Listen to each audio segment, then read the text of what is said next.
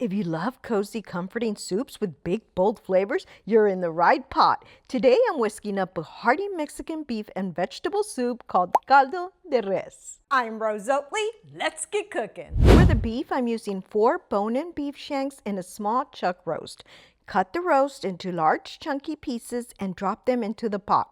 You can add the beef shanks whole, or if they're large, cut them into thirds. Just keep the bone in for maximum flavor. Rinse the beef, then cover with 4 to 5 quarts of water. Today I'm using 5 quarts. Add 1 onion cut in half and 4 large garlic cloves, or half a head of garlic is fine too. Cook on medium-high to high heat for the first 30 minutes. After 30 minutes, skim off any impurities, then reduce to low. Cover and slow cook for another hour. While the broth builds and the meat slow cooks for tenderness, let's prep our vegetables. I'll use about 3 carrots peeled and cut into bite-sized pieces. I sliced 2 Mexican squash and 1 zucchini lengthwise, then into thick pieces.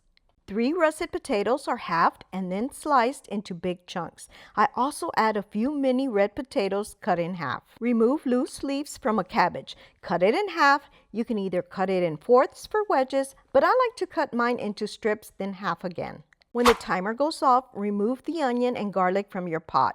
Now to your pot, add mini corn on the cobs. I'm using a frozen 6-pack. About 4 cups of carrots, potatoes, squash, and zucchini, plus chopped celery, about 3 ribs. Now it's time to add the cabbage. I ended up just adding half of the cabbage. For the seasoning, I'm going in with 1.5 tablespoons of cumin, 1.5 tablespoons of garlic powder, 1.5 tablespoons oregano, 2 tablespoons of salt, and 1.5 tablespoons of beef bouillon. For easier stirring, you may want to add the seasoning just before the veggies so you can mix it in smoothly. Next, stir in 1 8-ounce can of tomato sauce for depth and color. Then add a bunch of cilantro for a fresh green note. Push the ingredients down, cover, and simmer on a low setting for about 30 minutes. I like to keep the heat at around a 3 for a steady simmer.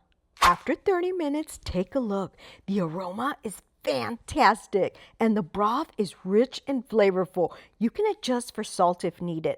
When you're ready to plate, this caldo de res is traditionally served with Mexican rice mixed in. Recipe can be found on my page. A squeeze of lime over the top brightens the flavors, and a warm tortilla rolled up and dipped in the broth is perfection. If you try this recipe, drop a comment and tell me how you like it. If you enjoyed this video and want to see more videos like this, you can support me by liking, sharing, and don't forget to subscribe for more delicious recipes. Also, be sure to check out these videos on the side. Thanks for your support and happy cooking!